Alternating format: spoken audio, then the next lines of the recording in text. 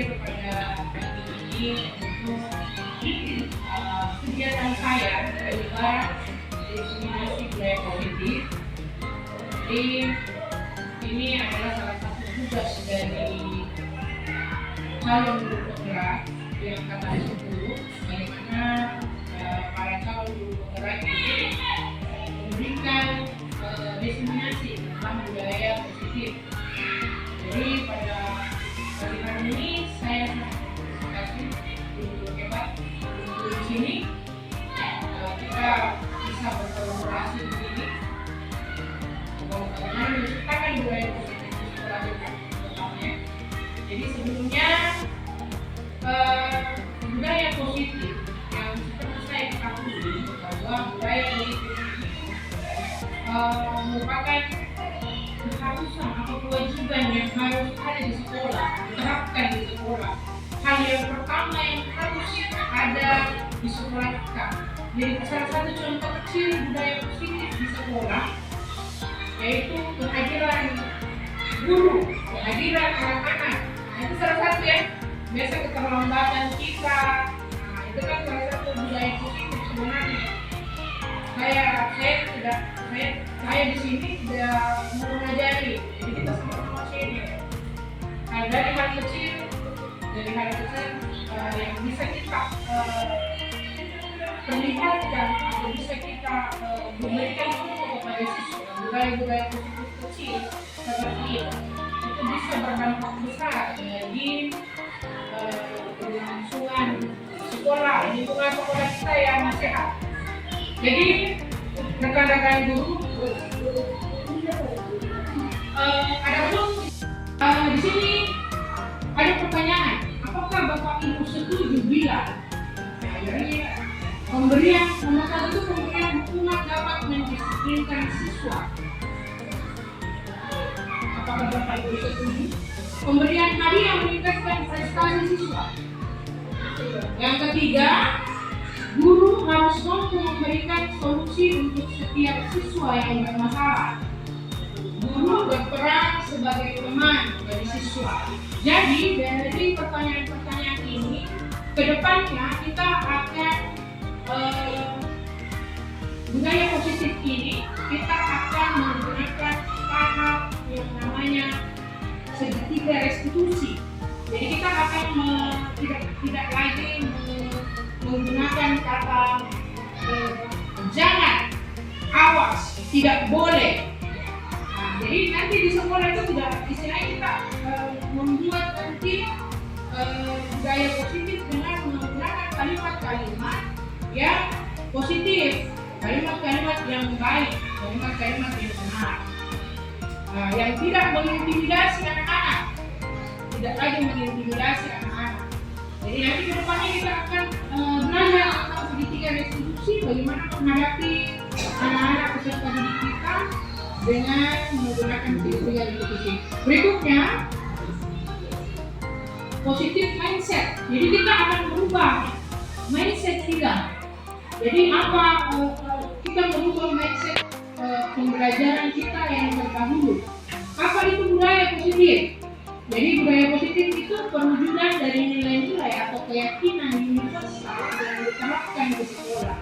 Jadi nanti kita akan belajar ada beberapa budaya positif yang akan kita pelajari tentang. Berikut adalah konsep-konsep inti untuk menciptakan budaya positif.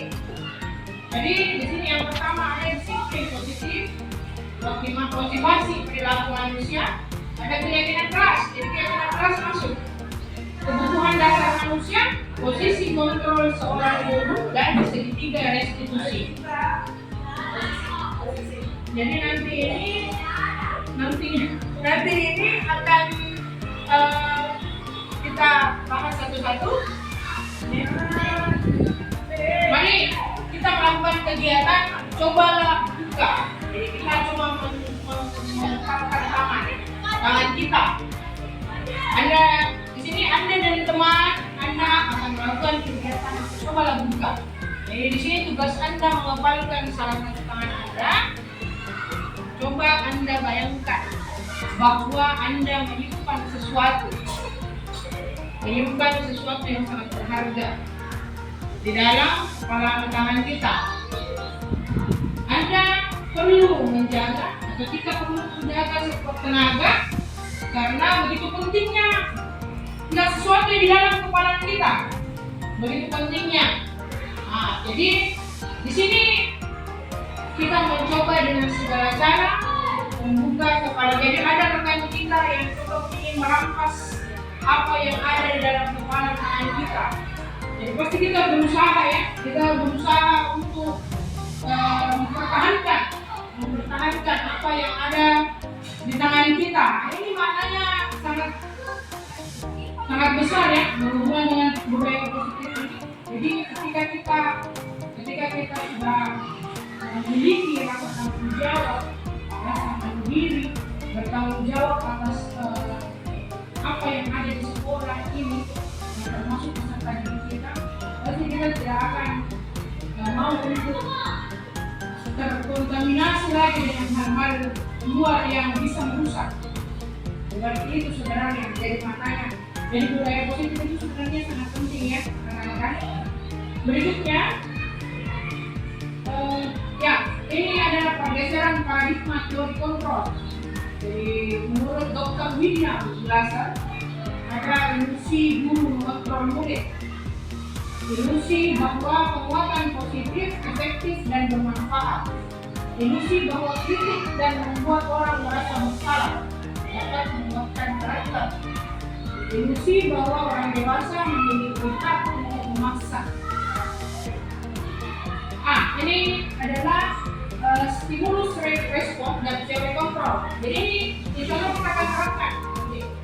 Bagaimana seorang bisa berubah dari paradigma stimulus respons kepada pendekatan teori kontrol.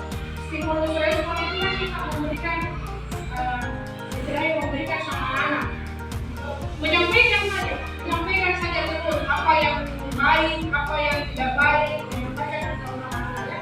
Jadi di sini ada perbedaannya stimulus respon. Di sini realitas kebutuhan kita sama, sedangkan teori kontrolnya adalah realitas kebutuhan kita berbeda. Jadi anak-anak di sini maksudnya memiliki karakter yang berbeda-beda dan kebutuhan yang berbeda-beda, tidak sama semua. Jadi pendekatannya itu tidak sama. Pendekatan kepada anak itu tidak sama, karena mereka berbeda. Kedua, semua orang melihat hal yang sama. Di sini stimulus respon. Kemudian teori kontrolnya, setiap orang memiliki gambaran berbeda. Jadi di sini nanti saya bagikan highlight teman-teman supaya kita bisa sedikit baca sehingga bisa nanti begini. Jadi disiplin positif merupakan salah satu cara penerapan disiplin yang bertujuan untuk menumbuhkan kesadaran serta memberdayakan anak untuk melakukan sesuatu tanpa sokongan, ancaman maupun hukuman. Saya tidak mau menjadi ibu. Suruh kasih kemana ini? Ya seperti itu ya, main kita alatnya. Atau hukuman, tidak, kamu beli lapangan. Jangan pakai sepatu, kamu tidak memakai topi, berjemur di ini. Itu semua akan bisa tinggalkan. Ya, hukuman fisik yang akan kita tinggalkan dengan pendekatan nilai-nilai. Jadi apa wujud dari budaya positif yang kita pelajari ini? Ya, wujudnya itu nanti terhadap istilahnya dampak dari mana-mana itu. Jadi nanti kita akan melihat nilai-nilai kebajikan universal yang sesuai dengan profil belajar Pancasila, yaitu di mana beriman, bertakwa, pendidikan global, bergotong royong, kreatif, berkreativitas dan mandiri. Motivasi perilaku manusia di sini menghindari ketidaknyamanan, hukuman, mendapat imbalan penghargaan, menghargai diri dan menjadi orang yang mereka inginkan. Jadi di budaya positif itu ada 3, ada hukuman, konsekuensi, dan restitusi. Yang akan kita pelajari nanti restitusi. Karena kita gunakan restitusi itu untuk sekolah kita. Jadi ini ada beberapa hukuman itu konsekuensi beda, restitusi beda. Yang biasa kita pakai adalah hukuman. Ya, rekan-rekan ya. Yang biasa kita gunakan itu adalah hukuman. Ya, dampaknya nanti ya, ketika kita memberikan anak-anak itu tidak menyadari bahwa kita hukum saja tanpa dia menyadari bahwa akan ada konsekuensinya ke depan. Istilahnya kalau kita kasih hukuman, anak-anak tidak menyadari bahwa ketika saya melakukan perbuatan ini, konsekuensinya itu hukuman. Ada hukuman. Nah, jadi nanti kita merubah paradigma kita, mindset kita tentang hukuman dan konsekuensi. Nah, sekarang kita akan merubah paradigma kita menjadi lebih baik, menggunakan pendekatan atau tahap restitusi. Berdasarkan hal yang di atas, ini adalah penjelasan tentang hukuman. Jadi hukuman tidak terencana, bersifat satu arah, bisa berupa hukuman fisik, psikis, atau kata-kata kasar. Sedangkan konsekuensi bersifat terencana, sudah disepakati, bentuk-bentuk konsekuensi dibuat oleh pengetahuan di sekolah. Jadi memang udah yang membuat konsekuensi ketika anak-anak membuat kesalahan. Kemudian restitusi adalah proses menciptakan kondisi bagi murid untuk memperbaiki kesalahan sehingga mereka bisa kembali pada kelompok mereka dengan karakter yang lebih kuat. Nah, ini akan kita bahas tentang konsekuensi atau hukuman. Mencatat 100 kali dalam bentuk kalimat. Ini yang sering ya, dari sekali. Tulis di situ, saya tidak akan mengulangi lagi sampai berubah. Ya,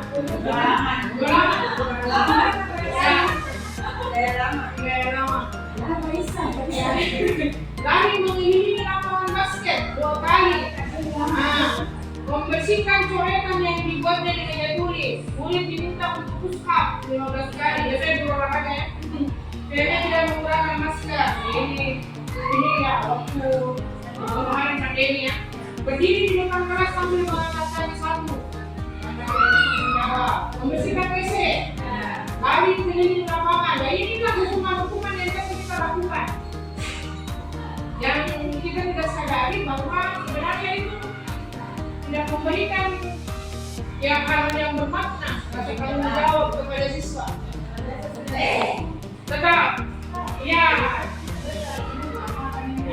betul. Mari kita nanti ke depannya kita coba belajar tentang segitiga restitusi. Jadi di sini dihukum oleh penghargaan. Ya, ini yang kedua, dihukum oleh penghargaan. Pengaruh jangka pendek dan jangka panjang. Penghargaannya tidak efektif, penghargaannya merusak hubungan. Jadi ini lebih ke biasa pemberian, reward. Nah, reward, pemberian. Berikutnya, mengapa keyakinan kelas bukan peraturan kelas? Jadi inilah yang harus sebenarnya kita lakukan, bukan kesepakatan keyakinan kelas. Kenapa keyakinan kelas? Karena ketika anak-anak itu sudah membuat keyakinan kelas dengan sendirinya, dengan melalui kita diskusi bersama mereka, dia bisa menjadi lebih bertanggung jawab. Kalau kesepakatan terkadang itu larinya nanti ke hukuman. Kesepakatan kelas itu tidak apa itu. Kalau keyakinan itu dari kita bisa dari diri dalam kita bisa kembalikan. Kemarin yang ngomong siapa? Bagaimana kembalikan? Jadi dia bisa lebih bertanggung jawab atas apa yang dia sudah tuliskan sendiri. Ya, berikutnya. Mengapa kita memiliki peraturan tentang penggunaan NEM pada saat mengendarai roda 2? Nah, ini contoh ya dalam kehidupan sehari-hari kita. Ini bukan siswa kita. Mengapa kita memiliki peraturan tentang penggunaan masker, mencuci tangan setiap saat? Jadi ini adalah keyakinan kelas dibuat berdasarkan kesepakatan antara guru dan siswa bersifat universal. Jadi bersifat umum. Ya, Peraturan biasanya dibuat oleh guru bersifat satu arah. Hanya prosedur pembentukan keyakinan sekolah. Jadi mungkin nanti lebih kita tidak next ke depan tidak usah membuat lagi istilahnya tidak apa-apa ada kesepakatan, tapi keyakinan kelas itu dikasihkan. Dan kita upayakan bahwa anak-anak ikut serta dalam membuat itu. Kita berkolaborasi. Jadi mempersilahkan siswa untuk mencurahkan ide tentang peraturan yang disepakati. Mencatat semua masukan. Ganti, ini yang utama, ganti kalimat negatif menjadi positif. Jangan lagi ada kata tidak boleh, jangan buang sampah, jangan terlambat datang. Disiplin waktu. Jangan menggunakan kata jangan tidak. Keyakinan kelas itu menggunakan kata-kata positif. Jadi kalau keterlambatan tulis disiplin waktu. Keterlambatan. Jadi berikutnya tinjau kembali curahan pendapat yang terkumpul dan disusun menjadi keyakinan kelas. Tinjau ulang keyakinan kelas yang sudah tersusun, tinjau dan ditulis menandatanganinya. Keyakinan kelas ditempel di dinding kelas.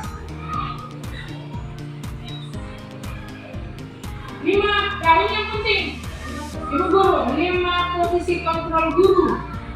Jadi ada 5 posisi kontrol guru. Penghukum. Ini kita ya. Nah, ini jelas kita penghukum. Nah, di sini pembuat yang merasa bersalah. Ini ada kalimat-kalimatnya nanti saya berikan video. Kita melihat bagaimana ini posisi kontrol guru. Jadi ini kita sebagai di mana kita posisi kontrolnya? Apakah kita sebagai penghukum, membuat merasa bersalah, teman, pemantau, manajer. Jadi di antara sebenarnya semua ini yang paling bagus itu adalah manajer. Ya, karena kita berada di sini. Kalau saya terus terang saya berada di sini. Selama saya tidak di sini ya, karena saya kemarin biasa di sini. Sama di sini, membuat surat keterangan. Jadi kalau di sini penghukum, kau jangan pakai baju ini, berdiri. Saya belum waktu untuk, ya kan? Penghukum. Nah, ya setelah saya sedikit mempelajari ini, saya berusaha ke sini, saya mengambil. Jadi saya kalau ada yang terlambat, saya tidak perlu masuk. Bahkan masuk dulu, sudah semuanya. Tapi sebenarnya yang paling bagus itu ini. Jadi kita mencekin bukan satu-satu. Berikut adalah contoh video posisi kontrol.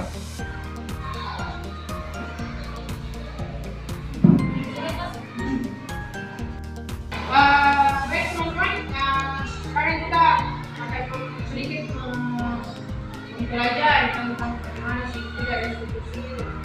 Jadi di sini segitiga restitusi itu di sini ada yang pertama itu adalah menanyakan kesepakatan, kemudian validasi kebutuhan, kemudian menstabilkan identitas. Ya, baik, kita akan menyaksikan video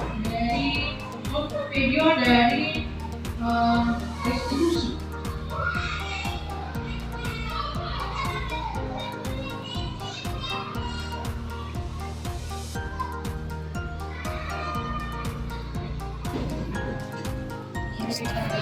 Posisi pembuat merasa bersalah.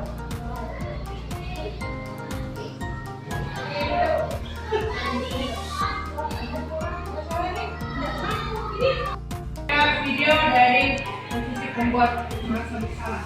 Mari kita saksikan bersama.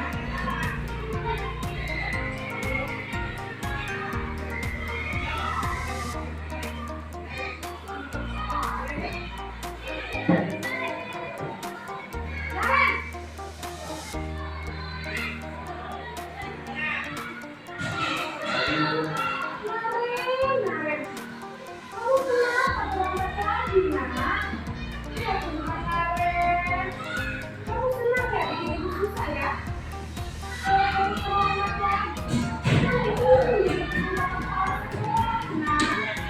Buat pada sebesar.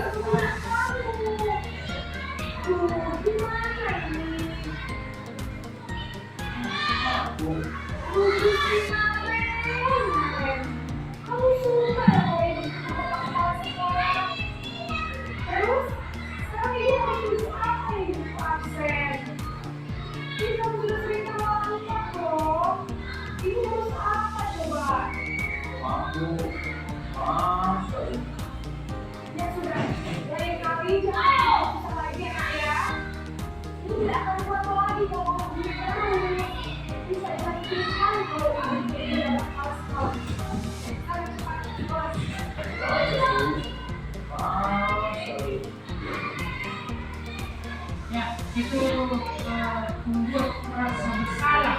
Dia bilang, jangan cuma begini. Nanti kalau mau dimarahin kamu kalau sekolah, dia merasa bersalah. Di dalam dirinya ya, kalau dia merasa sangat bersalah. Ya, video selanjutnya.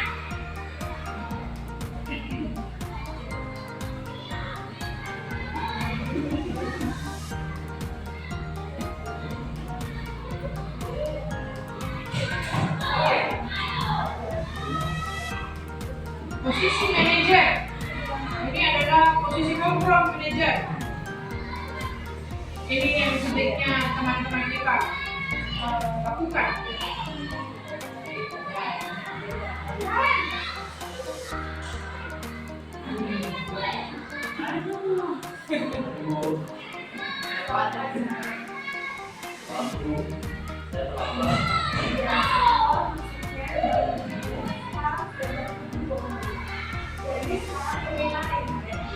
Balikan sama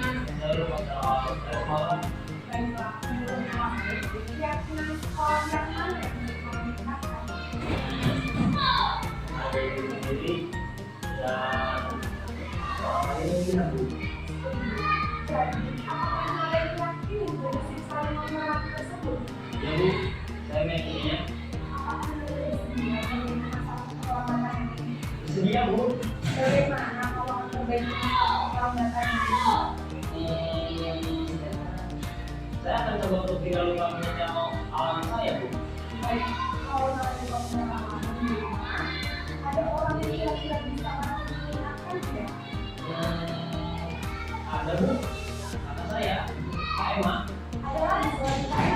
Selain Kak Emma, ada ibu saya. Baik, jadi yang mengingatkan saya ada Kak Emma, ada ya. Kira-kira akan mulai saya alami apa nih ya? Selama sekolah akan segera saya lakukan. Baik, jadi kemarin akan saya alami untuk kamu besok pagi dan akan diingatkan oleh kakak dari bulan Maret ya. Ada lagi yang untuk kemarin agar tidak terlambat baru lagi. Tidak ada Bu. Baik, ya. Terima kasih bersama kami. Sekarang kami kembali ke kelas ini. Baik Bu, terima kasih. jadi selain tidak menghakimi, dia kita kembalikan sama dia. Apakah benar yang kamu lakukan? Apa mencari solusi untuk dia sendiri? Dia bisa mengucapkan bagaimana solusinya. Oh iya, saya begini, saya harus begini. Jadi itu posisi manajer. Posisi berikutnya, posisi pemantau atau monitor.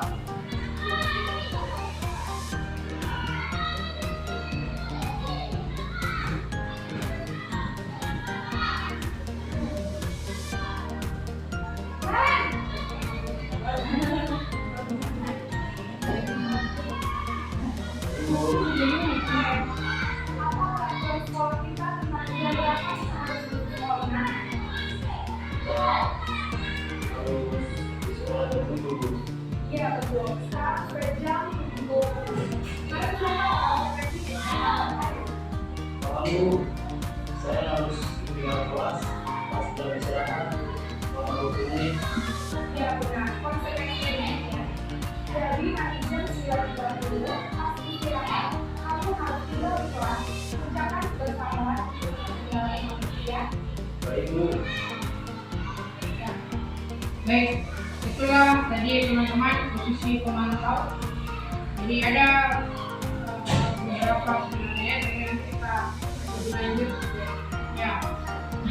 Jadi di sini sebenarnya apapun yang kita lakukan sebagai budaya positif ke depan di sekolah kita, ya mari kita belajar baik sehingga karena tidak ada yang sesuatu yang ini sia-sia. Jadi kalau kita mulai dari sekarang, ketika kita mulai dari sekarang ya saya berharap semua bahwa kedepannya akan ada perubahan. Jadi kita sebenarnya harus merubah dari mulai diri sendiri. Kita memberikan, ya sebenarnya ada ya, ini tugas yang bukan berat tapi pasti kita bisa. Tidak ada kata tidak bisa. Kita mulai dari diri kita sendiri. Jadi saya harap kedepannya budaya positif yang ada,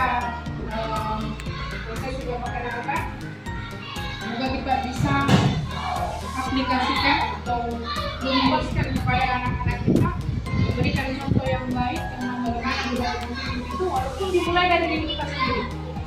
Jadi saya berharap teman-teman akan menggunakan sedikit dari resolusi karena berbagai belajar. Ada yang belum paham bagaimana evaluasi. Ke depan kita akan berusaha untuk lebih baik untuk anak-anak kita. Untuk anak-anak kita lebih baik, disiplin, berkarakter sesuai dengan topik pelajaran Pancasila. Baik, teman-teman, saya ucapkan terima kasih kegiatan hari ini. Saya mengucapkan alhamdulillahirabbil alamin. Assalamualaikum warahmatullahi wabarakatuh. Waalaikumsalam warahmatullahi wabarakatuh. Ya, Ibu saya silakan.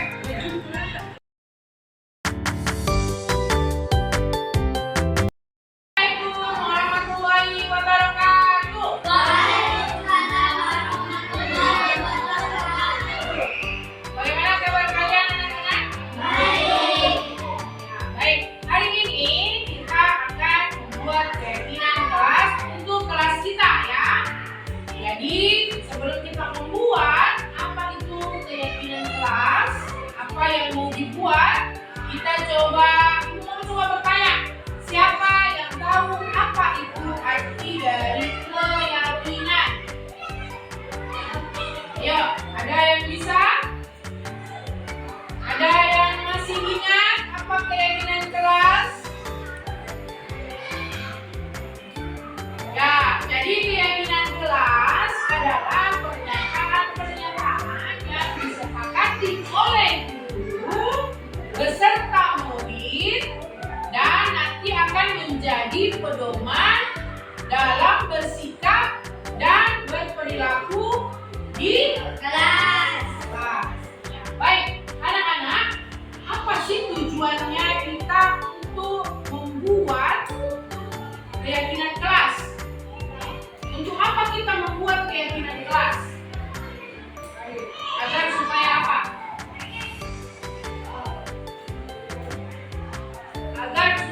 Supaya apa kita harus membuat keyakinan kelas? Jadi kita harus membuat keyakinan kelas untuk kelas kita agar supaya kalian bisa memperoleh nilai-nilai kebajikan dalam keyakinan kelas itu. Contoh, ketika Raihan kan setiap hari keluar bajunya ya, bajunya selalu di luar ya. Apakah itu mencerminkan siswa? Apakah itu mencerminkan bahwa dia anak sekolah? Tidak. Kemudian ada lagi teman kita Mahesa. Apa kira-kira Mahesa yang sikap dan perilakunya yang tidak sesuai dengan keyakinan kelas kita? Apa kira-kira sikapnya atau perilakunya? Dia sering apa? Malas ke sekolah, sering terlambat. Nah, karena dia belum menyadari. Nah, jadi manfaatnya kita akan membuat keyakinan kelas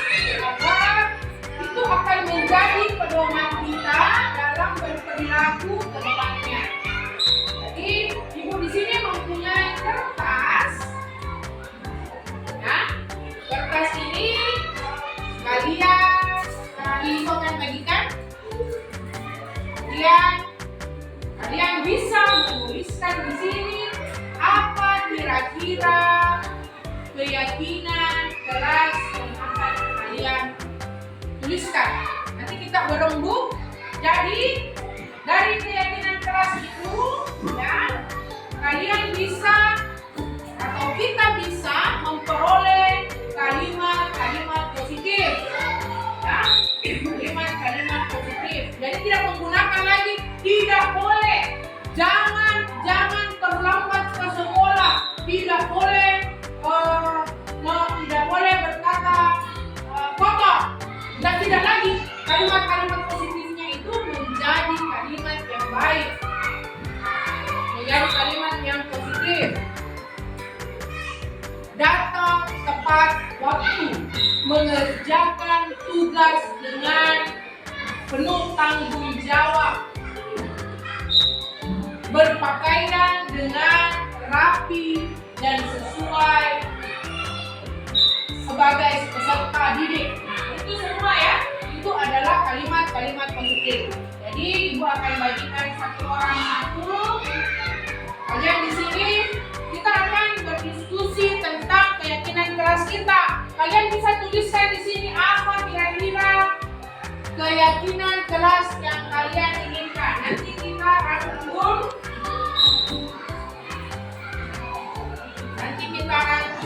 Kita buat.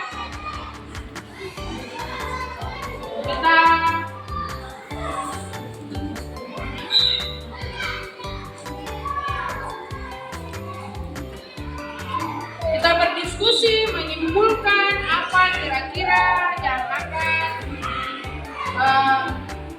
kita temukan kalimat-kalimat positif untuk dijadikan keyakinan kelas. Silakan anak-anak. Ibu beri waktu 10 menit. Silakan dituliskan. Masukkan dulu.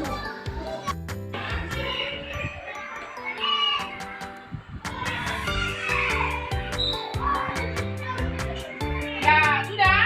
Ya, baik anak-anak. Sekarang kalian yang menempelkan keyakinan kelas kalian yang kalian sudah buat. Ayo, mulai dari kelompok sini ya.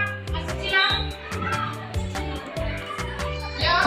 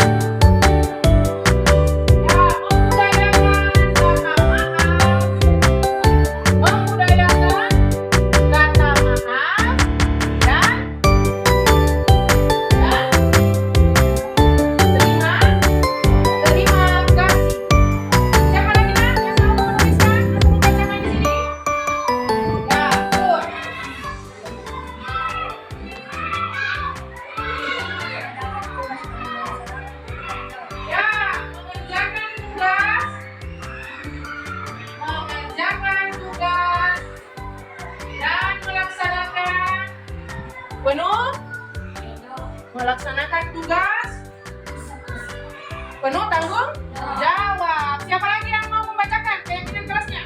Silakan. Ayo, siapa lagi? Ayo, silakan yang mana keyakinan kelasnya? Jadi nanti ini kita sepakati ya. Mengikuti pembelajaran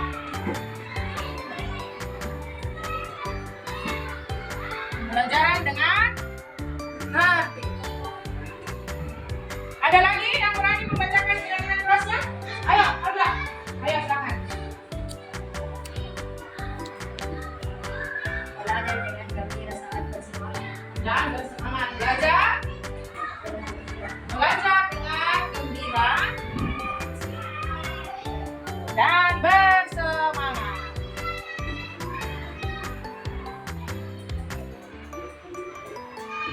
Keyakinan kelas kita cukup 5 saja atau kita mau tambah? Nah, sepertinya di sini masih kurang ya? Masih kurang?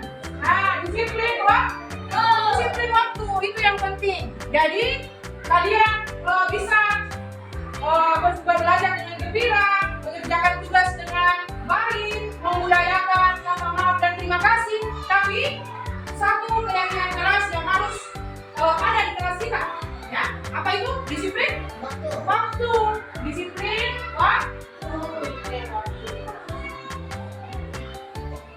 Nah, dari keyakinan kelas kita nantinya ini kalian akan dengan sendirinya menyadari bahwa apa yang kalian buat ini kalian harus patuhi dan yakini. Bukan bahwa saya mesti disiplin waktu. Karena nanti kalau saya tidak disiplin waktu dihukum kan? Tidak seperti itu.